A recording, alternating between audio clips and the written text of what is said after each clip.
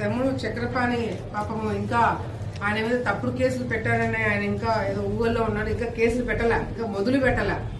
ఆయన చేసిన అరాచకాలు, వాళ్ళు చేసిన అన్యాయాలు, వాళ్ళు చేసిన ఘోరాలు, నేరాలు ఇంకా మేము బయటికి తీయకముందే ఆయన పాపం స్పందిస్తున్నాడంటే రేపు పొద్దున తీసిన తర్వాత ఆయన పరిస్థితి ఏంటనేది కూడా మాకు కూడా చూడాలని అనిపిస్తుంది.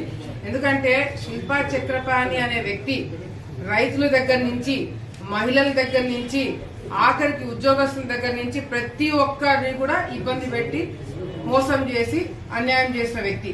ఈ రోజు తెలుగుదేశం పార్టీ అధికారంలోకి వచ్చిన తర్వాత చంద్రబాబు నాయుడు గారు తప్పుడు కేసులు పెట్టండి, లేదంటే వైసీపీ నాయకుల్ని టార్గెట్ చేయండి, ఒకవేళ ఆయన కానీ ఆ ఆలోచన ఉండి చిన్న కనుసైగ చేసినా కూడా ఇప్పటికే వైసీపీ నాయకులు ఈ రాష్ట్రం వదిలేసి వెళ్ళిపోయేవాళ్ళు.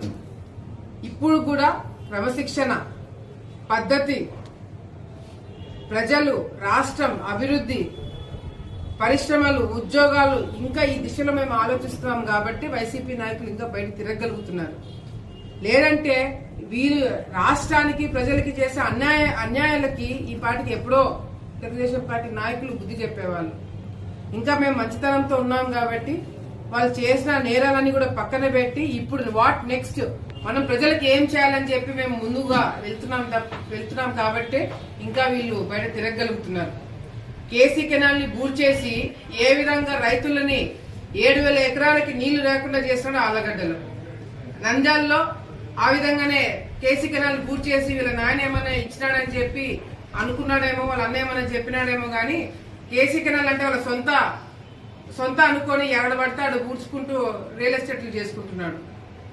శిల్పా వెంచర్ లో గతంలో కూడా చెప్పినాం, శిల్పా వెంచర్ లో ఒక మైనర్ అమ్మాయి ఎస్సీ ఒక పాపని మానభంగం చేసి ఆ అమ్మాయిని హత్య చేస్తే ఆ బాడీనే బయటికి రానియకుండా పోస్ట్ మార్టం రిపోర్ట్ ని తారుమారు చేసేసి ఒక ఇన్వెస్టిగేషన్ జరుగుతున్న ఒక మర్డర్ కేసులో ఆ బాడీని కాల్ చేస్తారు. మామూలుగా అయితే పూడుస్తారు, ఎందుకంటే ఫర్దర్ ఇన్వెస్టిగేషన్ కోసం పనికొస్తుంది, డిఎన్ఏ టెస్ట్లకి ఏదైనా కావాలని చెప్తే అని పూడుస్తారు కదా, కాల్చరు. అట్లాంటిది వైసీపీ ప్రభుత్వంలో ఆ విధంగా కాల్చి ఆ ఎవిడెన్స్ అంతా కూడా లేకుండా చేయాలని చేయడం జరిగింది.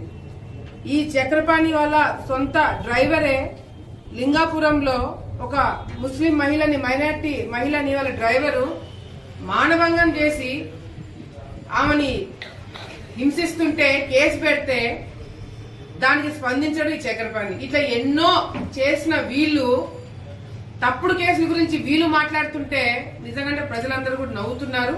అసలు ప్రజలు మీకు ప్రతిపక్ష హోదా కూడా ఇవ్వలేదు. మీరు వైసీపీ నాయకులు మీరు ప్రశ్నించడానికి, మాట్లాడడానికి కూడా మీరు పనికిరారు అని మిమ్మల్ని పక్కన పెట్టింది మేము కాదు, ప్రజలు. సో మీరు వచ్చి బయటకు వచ్చి ఏం మాట్లాడినా, ఏం మొత్తుకున్నా, ఏం చేసినా కూడా ఈ రోజు కూడా చక్రపాణి గారు, నా తమ్ముడు చక్రపాణి వైసీపీలో ఉంటూనే తెలుగుదేశం పార్టీ వాళ్ళతో మాట్లాడతాడు, తెలుగుదేశం పార్టీ వాళ్ళతో మంత్రాలు చేస్తాడు, తెలుగుదేశం పార్టీ వాళ్ళ దగ్గర నుంచి ప్రొటెక్షన్ తీసుకుంటాడు, జనసేనకి పోవడానికి ప్రయత్నాలు చేస్తాడు లోపల. వీళ్ళు వైసీపీ నాయకుల గురించి, వైసీపీ పార్టీ గురించి ఈయనకి ఎంత ఉందనేది కూడా మా అందరికి కూడా తెలుస్తుంది. సో వీళ్ళు అధికారం లేకపోతే వీళ్ళు ఉండలేరు అన్నదమ్ముళ్ళు. అధికారంలో ఉంటేనే పనులు జరుగుతాయని వీళ్ళకి తెలుసు, అధికారంలో ఉంటేనే వీళ్ళ రియల్ ఎస్టేట్ వెంచర్లు కాపాడుకోవచ్చు. అందుకే తనకలాడుతున్నారు. ఇప్పుడు ఏం చేయాలో అర్థం కాక తెలుగుదేశం పార్టీలో అటు లోకేష్ అన్న గారు కావచ్చు, మేము కావచ్చు, మిగతా నాయకులు కూడా అడ్డుకుంటున్నారు. ఇంకా మిగిలిపోయింది జనసేన, ఆడ కూడా ప్రయత్నాలు చేస్తున్నాడు. కాదని చెప్పమనండి నా తమ్ముడు చక్రపాణిని. సో వైసీపీ నాయకులు తమ్ముడు చక్రపాణి కూడా ఈ రోజు మాట్లాడేది అవాస్తవాలు. ఆయనని ఎవరు టార్గెట్ చేయలేదు. నీకు అంతగా టార్గెట్ కావాలనుకుంటే మాత్రం మళ్ళీ గుర్తు చేయకండి అవన్నీ.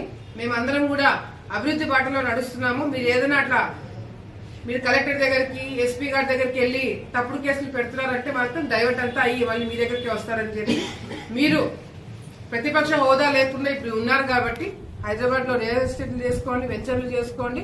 రాజకీయం గురించి మీరు మాట్లాడితే ఎవరు కూడా ఇక్కడ స్పందించరు. మిమ్మల్ని చూసి ఇంకా నవ్వుతారే తప్ప వేరేది ఉండదని చెప్పి కూడా తెలియజేసుకుంటారు.